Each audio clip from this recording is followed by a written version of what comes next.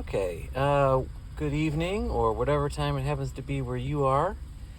My name is Argo, and this is the Collectivism Kills YouTube channel. Actually, I think the YouTube channel is Argo Vermeer, excuse me. And I guess my tagline is Collectivism Kills. I'm in my car, so you may hear some background noise. I'm in the sort of a city-type environment, waiting for one of my kiddos to be finished up with something, so you might hear some people talking in the background as people walk to and from their cars, some background street noise and stuff like that. So I hope it's not too distracting. All right, this is part whatever. I forget what part it is. This is part whatever of the series I'm doing on the dissident right doesn't understand individualism, and this is basically a sort of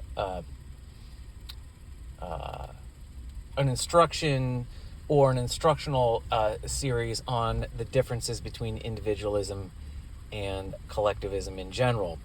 The person I'm dealing with in question is a dissident right minor intellectual thought leader known by the name of Aaron McIntyre. If you've not heard of him, it really doesn't matter. Again, this is a tutorial on the differences between collectivism and individualism in general. And the primary, the thing I was taking issue with was in a video a couple years ago I listened to by Aaron. He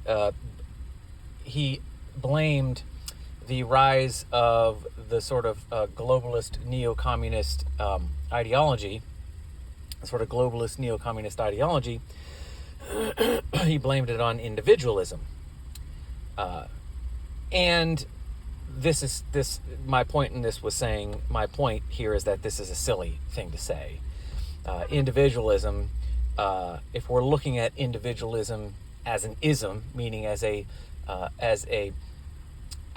philosophical idea, in other words, we're looking at individualism from its metaphysical roots, where the nature of man is fundamentally an individual, then you certainly could not get a collectivist, a fundamentally, a rank collectivist ideology like communism from individualist metaphysics. This just shows a staggering lack of understanding, not only on what actually individualism is versus collectivism, but it's an astonishing lack of awareness with respect to metaphysics in general, which, as somebody who is a political thought leader or an intellectual thought leader from any position, according to any movement, is embarrassing. If you're going to set yourself up as a political commentator, polemicist, intellectual thought leader, part of the vanguard of a particular movement, political or philosophical movement of any sort, you really need to understand metaphysics. And the most basic kind of metaphysics is individualism and collectivism, because those are the only two kinds of metaphysics that are possible. Man, in other words, when we're describing man, the nature of man, there's only two metaphysical conclusions you can draw. Man is either fundamentally a function of himself, or he is a function of some collective. Now, in this instance, the collective is anything of or from which man is a direct function. So it is that which ties all men together in an existential collective. So, the idea of making man a direct function of some group identity is very obvious when we're speaking of things like the working class or the race. It's easy to see. We can go, sorry, I'm going to roll my window up. It's as soon as some of these things let out, it tends to get really noisy and distracting. There's a lot of talking and noise in the background. So, but it's not hard to see how, we can conceptualize the idea of man being a direct function of his race or his economic class, or it could even be his theology, But collectivist metaphysics would also be something like man as a direct function of biological evolution or the laws of nature. In other words, man is not himself. All men are direct functions of a single metaphysical root. Sorry about, like I said, it gets really noisy. It's kind of annoying. It's between the motorcycles and the just the people in the background. I do apologize, but so the collectivist metaphysics would include man as a direct function of the laws of nature. In other words, there's no you. All of us people, we are really not fundamentally distinct from one another. We are all direct functions of the same metaphysical source. The laws of nature in this case, the laws of biological evolution. Even, I would argue, man is a direct function of God's will. So God creates man out of nothing. So there's no such thing as you qua you. The point being is that in collectivist metaphysics, at the root fundamental existential level, there is no you qua you. You in and of yourself is an illusion. You are a direct function of something out of you, and all men therefore are not distinct. There is no distinction between men. There is no individual. We are all direct functions of something outside of us. It can be our group, it can be our race, it can be our class, it can be our national identity, it can be our membership in a certain theological organization, a certain membership to a certain religion, and it can even be, as the atheist might say, we're all functions of the exact same laws of nature. So either man is a direct function of something outside of himself, in which case he is collectivized. All men are one. This we is a capital W. There is no, the we becomes capital W. The we becomes an is, you see. None of us are ourselves. We are all functions of something outside of us. So the idea of we can no longer look at human beings as individuals. We have to look at all of them as equal functions of some external force. That's collectivist metaphysics. So collectivist metaphysics isn't limited to purely abstract political or religious entities like the race or the class or the religion. It's also man as a direct function of physical law or biological evolution. These are all collectivist at root. Metaphysically, they are collectivist. And then on the other hand, you have individualism. Individualism says that no, man is man. You qua you, your singular conscious frame of reference, does actually exist. It is objective. So individuals or individual human beings is an objective fact of reality. We are all fundamentally functions of our ability to be I, ourselves. I exist because I am able. You exist because you are able. We all exist because we're able to exist as individuals. There is nothing outside of our own ability as individuals by which we exist. We exist because we, singularly, each one of us is able to exist as an individual. So, the most basic metaphysical discussion, the most fundamentally basic metaphysical discussion is between collectivism and individualism.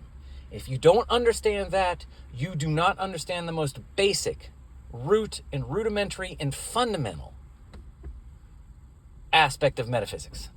It's metaphysics, literally metaphysics 1. It's the very beginning.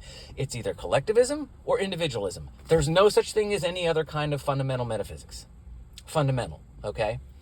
So the fact that the dissident right, and in fairness to the dissident right, virtually no ideology out there that you would consider to be an ideology rooted, the ideology that has any kind of power in the world, or at least in the West, either political or religious or any kind of power, even if it's just some kind of an informal power that informs any institution or environment or context in the West, I would say none of them really truly have a grasp on metaphysics, and certainly not the difference between collectivist metaphysics and individualist metaphysics. So this is not, the dissident right are idiots and no one else is. This is a tutorial on collectivism versus individualism in general. I focus on the dissident right because his comment, Oren's comment, that the rise of globalist neo-Marxism or neo-communism is because of individualism. The problem is with individualism. That was such an egregious and just objectively irrational assertion on its face that that's why I decided to do this series. It was just such a bald-faced contradiction. It's just staring him in the face. It's like, how do you get a rank collectivist ideology taking root as a function of individualist metaphysics? It doesn't work. Like I said before, it's like a frog giving birth to a bird. They're completely different animals. But at any rate, the point here is that collectivism and individualism is really what I'm discussing in this particular series. So, if you don't know who Orrin McIntyre is, and you don't understand really the fundamentals of the dissonant right, it's fine. You're going to be able to get a lot from this series, regardless. Okay. So, I'm just going to pick up where I left off in the article, and I'm just going to read. I'm going to try not to interrupt too much. So here we go. Now, if you're not caught up, please go back and listen to the preceding installments of this series on the dissident right, or you don't understand individualism. It's been so long, I can't even remember what I entitled it, but you'll know it when you see it. Okay, let's see. Okay. This is collectivism. In the description herein is... Okay, let's start up here. As I said, this is accomplished by the state. Okay. A ruler or a ruling class is established, assumes power, to enforce collectivist ethics, known as the law. Legality as opposed to morality. Legality is collectivist ethics. Morality is individualist ethics. Morality and legality are mutually exclusive ethical premises. If you have a legal society, it cannot be a moral one. If you have a moral society, it cannot be a legal one. Meaning that the fundamental distinction between what is right and wrong is going to be defined either in legal terms or in moral terms. Doesn't mean you can't have moral people acting morally in a society which exists under law. It just means that the final fundamental arbiter in that society of what is right and what is wrong, what is good and what is evil, is going to be the law, which of course is a function of the state or the ruling class, not morality, okay? If it's legal, it doesn't fundamentally matter if it's immoral. You see what I'm saying? Doesn't mean you can't be a good person, moral person living in a legal society. I just mean that the fundamental society-wide arbiter of good and evil is the law, not moral. It's legal ethics, not moral ethics. People are shocked to hear that. That's just something you're going to have to accept. If I can give you all the reason I can, but I can only show you that 2 + 2 is 4 a certain number of ways. And if you don't believe me, don't believe me. If you think that you can somehow integrate and synthesize moral ethics and legal ethics, I don't know what to tell you. It doesn't work that way. It just doesn't. They are rooted in entirely different metaphysical premises, and your morality will never trump the law. I don't care what government, I don't care under which government you find yourself. Communist, capitalist, representative democracy, monarchy, I don't care. The law is always going to trump your morality when push comes to shove. And if you don't believe me, don't believe me. But 2 + 2 is 4, whether you are comfortable with that or not. So, okay.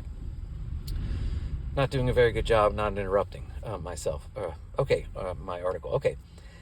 A ruler or ruling class is established, assumes power to enforce collectivist ethics, known as the law, to which the masses, the unwashed individuals, so you, the masses, the blind masses, right, according to Plato's philosopher king sort of philosophy, the law to which the masses, the unwashed of the individuals, the unenlightened individuals, or the masses, shall be obligated by violence, threats of violence, and punishment.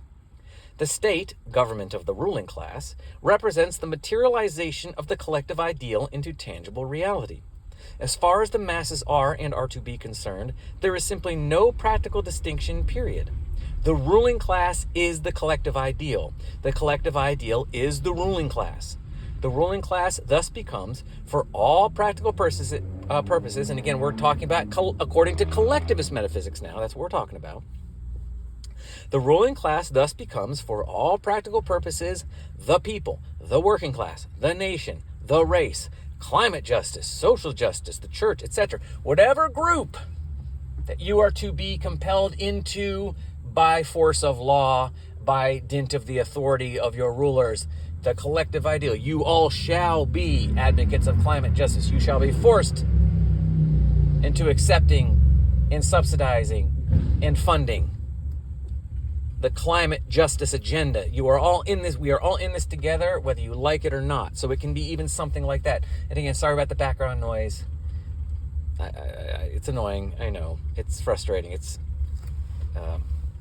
unnecessarily loud. Okay. The ruling class, in other words, is God to the masses.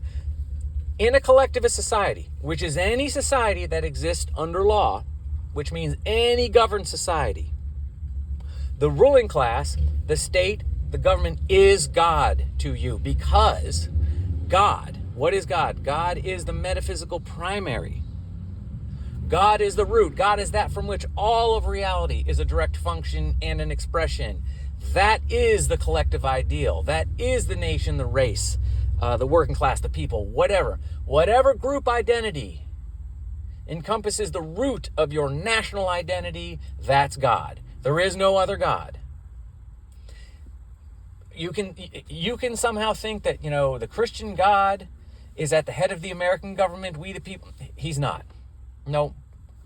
And even if he were, the ruling class is simply the manifestation of the metaphysical primary. And in collectivist metaphysics, the metaphysical primary is the collective ideal. That's God. So whatever your government, whatever ideals or ideal your government exists to enforce by law, that's God. And because this collective ideal needs to be enforced upon the unwashed individual masses, meaning the individuals must be compelled by force, by coercive force, into their collective identity. That is done through the physical, material, violent, coercive force of the ruling class. Without the violent, coercive force, material, manifest, physical, violent force of the ruling class, the collective ideal has no power. So in practicality, the collective ideal is your ruling class. Your government is God as far as you're concerned. This is where I lose more people, particularly Americans. They don't want to hear that. It's a government of and by and for the people, etc., blah, blah, blah. Let me tell you something. Don't believe me. Your government is God. Why do you think your government does things now all on its own? Never asks your opinion about the budget, the deficit, who they're going to bomb, who they're not going to bomb. Never asks you. You don't get a choice. They don't care. It's not about you. They are God. And they will do with you as they wish. Don't believe me. If you think there's a political solution to this, fine. Don't believe me. Don't believe me. But I'm telling you, this is how it is. This is metaphysics. This turns people off, but this is the truth. And somebody needs to tell it to you. The government is God as far as you're concerned. The phrase representative government is an oxymoron. You don't have representatives. You have governors, and governors are rulers, and they don't represent you. They own you. I don't know how many ways I can tell people this, but don't believe me. That's fine. There's a lot of bromide out there, but this is the way it is. And if somebody wants to prove me wrong, they certainly can. Not in the comments section, but yeah, so... All right, so this is collectivism, and the description herein is collectivist metaphysics, in brief summary, of course. So from this, let us remember Orrin McIntyre's interpretation of individualism, and then ask ourselves just what exactly the difference is between that and collectivism. So the answer is there isn't any. Orrin's definition of individualism is simply collectivism, where the collective ideal is one's self. Oneself being solipsistic in its metaphysics is not individualist. Solipsism is not individualism. The idea that I am the only thing that's real is not actually an individualist metaphysical premise. It's collectivist. It makes everyone else a direct function of you. You're the only thing that's real, and therefore the only way that they can have any objective purpose, objective reality, and objective truth is if they are a function of your will. The collective ideal is you. That's solipsism. That is not individualism. That is collectivist. If you examine the metaphysics behind solipsism, you will find they are collectivist. They are not individualism.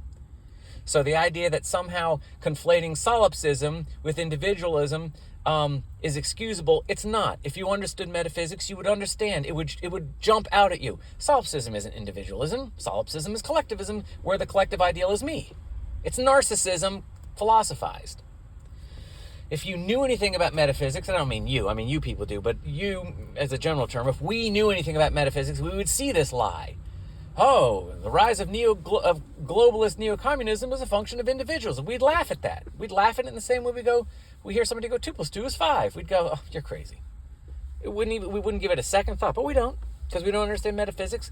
And why would we? We're not taught metaphysics. We're not taught to think metaphysically. We're never taught to examine the fundamental assumptions behind our government, our society, our church, our beliefs, our traditions. Never. They're just true because they are. As my mother-in-law once said, I believe the Bible because the Bible said, God said it, so it's true, so I believe it. I believe it because the Bible said it. The Bible said it, so I believe it. It's all just tautological. So I'm not blaming people. It's not really their fault. We're not taught metaphysics. We have to do it for ourselves. No one wants to teach you to think about the assumptions which underwrite ideas, because then you'd realize that 99% of the stuff you think is true, 99% of the stuff you're told is bullshit. There's a lot of interest in people. There is a lot of financial and power interest in you not finding out that it's bullshit. So, so oneself being solipsistic in its metaphysics and not individualist represents that from which all others are a direct function and expression, and to which they shall be obliged whether they like it or not. This quote-unquote individual thus believes that he may commit any number of moral crimes against his fellow man because his, quote, fellow man is a lie. Only I exist. The individuality of others is an existential fraud and must be subsumed into self.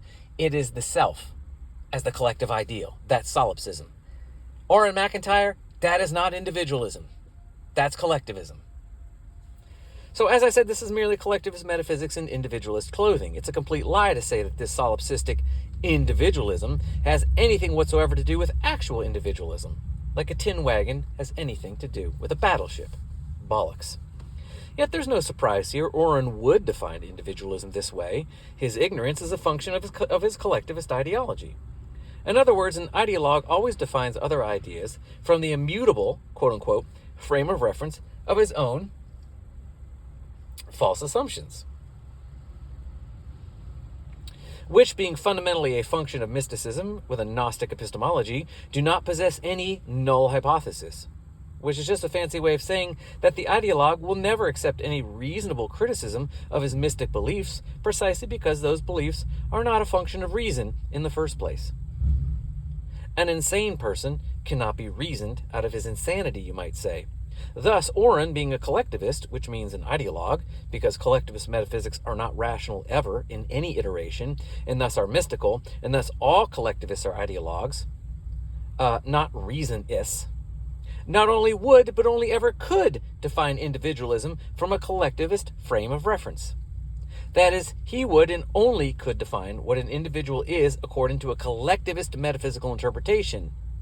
You see, metaphysics are fundamental. So if your metaphysics are collectivist, every opposing idea is going to be viewed through the lens of your collectivist metaphysics. You need to examine the metaphysics. Of course, a collectivist, like anyone on the dissident right, is going to look at their enemy as an iteration of some other rival collectivist metaphysical ideal, meaning that when you're a collectivist, and you have to understand the rivalry between communists and capitalism, democracies and socialist states, the fight is not between individuals in a collectivist ideology. It's a fight between two rival collective ideals. The communists will say, my collective ideal is the right one. And the capitalists will say, no, my collective ideal is the right one. The communists will say, we are all a function of the working class. The working class collective ideal is the correct collective ideal. And then And then the capitalists will say, no, it's we the people, capital P. It's the people is the proper, more rational collective ideal. So it's two religions, right? It's two gods. I believe in my God, you believe in yours. Which God is better? You can't reason your way out of this, because collectivist metaphysics are fundamentally unreasonable. They fall apart. They require an acceptance of cognitive dissonance and contradiction at the fundamental level. The idea that you would have an independent conscious frame of reference as a direct function of something outside of you requires a cognitive dissonance. I don't give a shit what the scientific determinists will tell you about vibrations and particle waves and particle physics. Every explanation they give you is that your individual epistemological frame of reference, your conscious self, is a function of something outside of it. You do not get an epistemological singular frame of reference as a direct function of something outside of it. If you qua you were a direct function of something else, there would be no you. So it's always contradiction. So Oren is not seeing individualism as the problem. He's seeing solipsism as the problem. The problem isn't individualism. The problem is that the solipsist collective ideal is a rival to his collective ideal of the dissident right, national identity. The difference between the communists is the working class versus the fascists, which is the Aryan race. It's two different collective identities. It's two different collective ideals. It's two different gods. These are religious. Wars between governments are religious in nature. One's God, whose God is better than the other? There's no rational answer to this question because collectivist metaphysics are insane. They're not rational. So they can only be solved one way, with power. My God can beat up your God, and I'm going to show you because I have bigger guns than you do. So if you have already accepted that collectivist metaphysics are the metaphysics which underwrite reality, all of your enemies are going to be other rival collective ideals. You don't see individuals if you accept collectivist metaphysics. You don't see individuals. You have no frame of reference for individualism. You will always interpret your enemy from your collectivist metaphysical assumptions. Real individualism doesn't exist to Oren because he's a collectivist. So I hope that makes sense. A collectivist has no frame of reference for real individualism, in which case they'll never, ever be able to actually define their friend and enemy correctly. So, okay. So Oren would and only could define what an individual is according to a collectivist metaphysical interpretation, which, being mutually exclusive of individualism at the root metaphysical level, must necessarily define it incorrectly because it doesn't understand it, because it can't, which means Oren can't. Collectivist metaphysics consider the individual the self of human singular consciousness, one's singular conscious frame of reference, an illegitimate expression of reality. It's a lie and a fraud and a threat to the truth. And in Oren's case, a threat to the American nation. Okay, so yeah, I don't know. That might be a little bit more. That might be a little bit obtuse, not obtuse, abstruse there. But hopefully you're gleaning. Sometimes I read what I wrote and I'm like, it's unnecessarily wordy. But okay. Okay, and it is from this irrational ideology. So the idea that a collectivist can properly interpret an individualist enemy. They can't. Collectivist metaphysics has no frame of reference for individualism, which means it can't identify it. If your metaphysical lens is collectivist, you will not see individuals, ever. You will never be able to define who your opponent is. And in other words, you will always, as a collectivist, you will always define individualism in collectivist terms. You will consider individualism as a rival collective ideal to your own. I know that gets a little bit, that might get a little complicated, but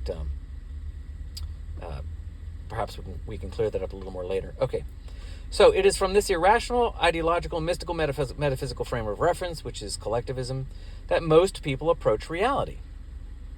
Humanity, having lived under the auspices of government and ruling classes for nearly the whole of human existence, and thus not really knowing anything different, and Oren is no exception, which is precisely why, when confronted with the evil that is today's leftist communism, his solution is to simply lie to himself and become an obverse version of the opposition. He fights collectivist ideology with more collectivist ideology.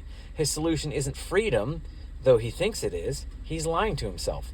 His solution is to reframe and rebrand his overtly collectivist enemy as a manifestation of individualism, and then declare implicitly or explicitly that we need a strong collectivist response to the evil of global communist individualism. You see, Oren can't. What am I trying to say here? A collectivist like a dissident right collectivist like Orrin McIntyre, what do I say here? If he can't properly define the enemy he faces as being, you see, to properly define your enemy as an iteration of your own collectivist metaphysical assumptions is to make yourself part of the problem. So when a collectivist is met, when a collectivist who thinks they're in, let's see what I'm saying here. For Orrin to admit that what he sees is merely a reflection of his own collectivist metaphysical premises, stripped down, is a psychological injury that he can't cope with. So instead of admitting that his enemy shares the exact same metaphysical premises he does, he rebrands that enemy as individualist. They are individualists. That's the problem. They're fundamentally not like me. They are individualist. They're not, but it's too much of a blow to his ego and psychology to admit that he shares the exact same fundamental premises that his enemy does, because that means fundamentally there's no distinction. Orrin desperately wants there to be a distinction. So he rebrands the collectivist communists as individualists. You see? I know it gets a little bit convoluted here, where I say collectivists don't have a frame of reference for an actual individualist ideology, but they will rebrand other ideologies as individualism as an attempt to protect themselves psychologically from having to admit that they share the exact same collectivist metaphysical premises. But governments do this all the time. Governments never acknowledge that they share the same assumptions about the nature of man as their enemy. No, there's always a fundamental difference. All of the axis of evil, quote unquote, they hate us for our freedom. You see, we're free and they're slaves. You see, there's this absolute fundamental existential distinction between us and them. We're free, they're slaves. You see, so they hate us. They're jealous of us for our freedom. So collectivists and collectivist institutions are always trying to rebrand their enemy as an iteration of some other metaphysics, some other fundamental beliefs, some other fundamental assumptions about the nature of reality. This is a cope. This is a psychological cope.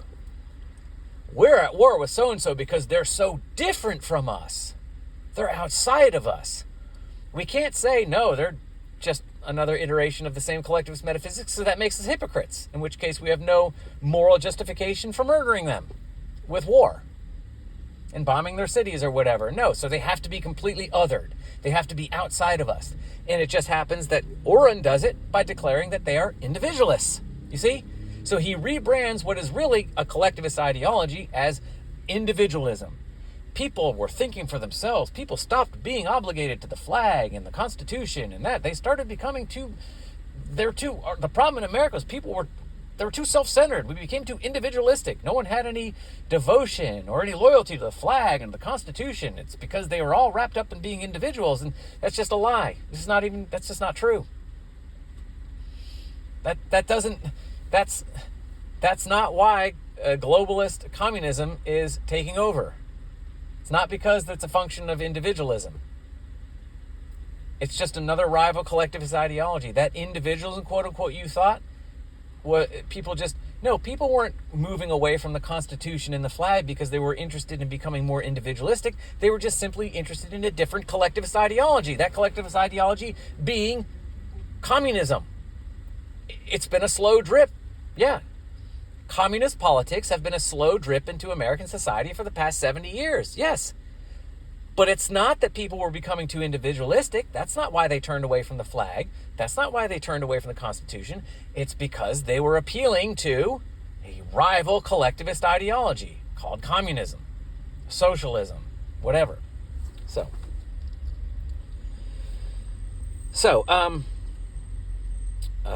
Okay. So when you ask anybody, we're going to move on here. I'm going to wrap this up here in a second. I'm getting there. We'll finish this page and then we'll call this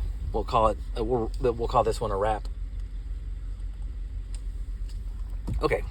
When you ask anyone, why does man need government? The answer is almost always some version of, well, we just can't let people do whatever they want. So why does man need government?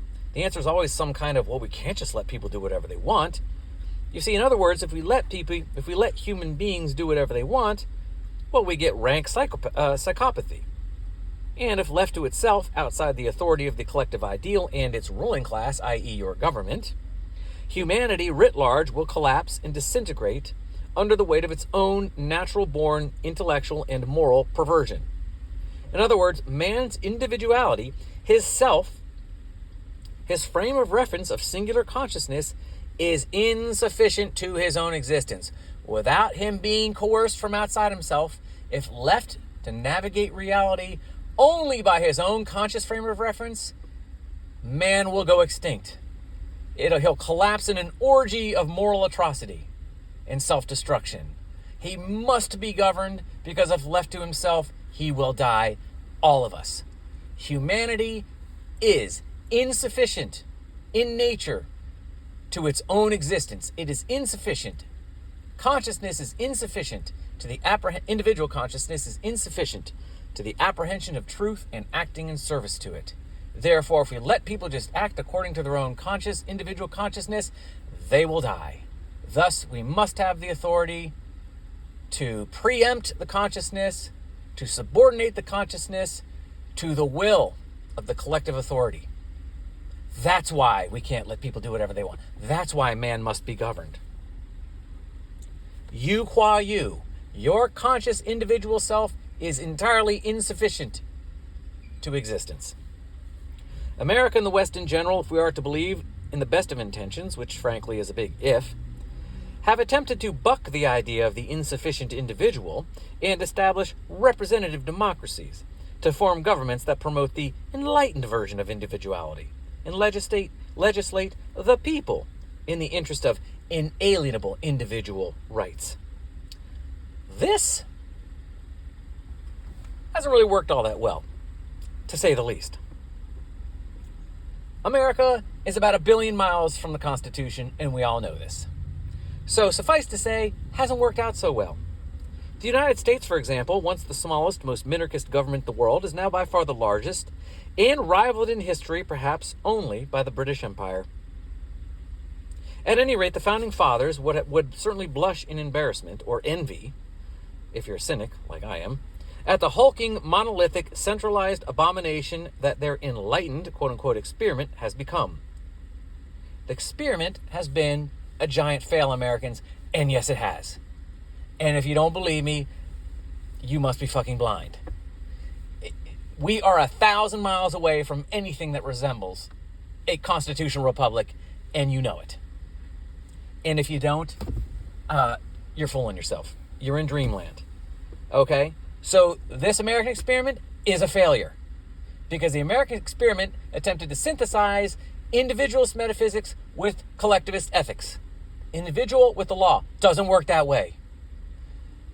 This government, like every other government in the entire history of man, in every iteration, in every context, in every culture in the world, is collectivist, period, full stop. So no, you were never going to get your bastion of individual liberty and freedom, no matter how hard you wanted it. In the same way, you will never build a square circle table. You can try as you like, you're going to become broke and insane. You will never make a circular square table. A table that's a square and a circle. You will never make 2 + 2 = 5. Not going to happen. Sorry. And your government, like every other government, is a collectivist enterprise, and it will result in tyranny and totalitarianism if it doesn't collapse beforehand. Sorry. This is ineluctable There's nothing you can do about it. The only solution is to assume better metaphysics. You need to get out of your collectivism.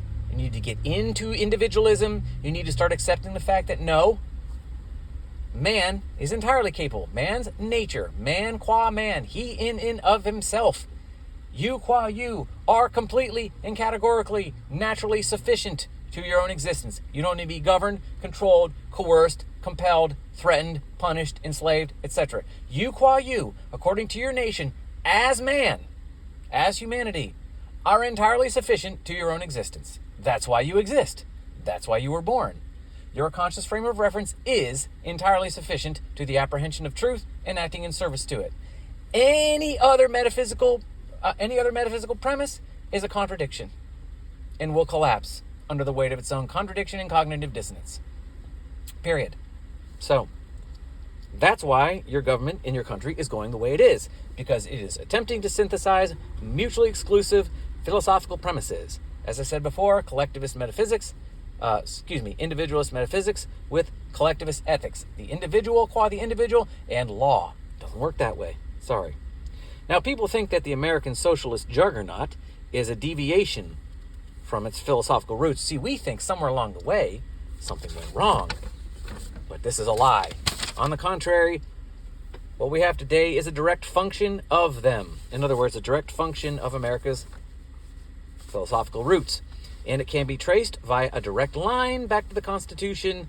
Yeah, when I said I shouldn't actually say America is 1,000 miles away from the Constitution. I mean, we are in a sense, but simply temporally. But ideologically, what we have now is a direct function of the Constitution. The metaphysics which underwrite the Constitution, or the implied metaphysics and the implied contradiction of individualist metaphysics with collectivist ethics, is why we're here where we are. The Constitution and the metaphysics which underwrite it are the reason why America looks like it does today. There's a direct line. So it's not a deviation. It wasn't that something just went wrong in the process. No, the process was screwed from the beginning.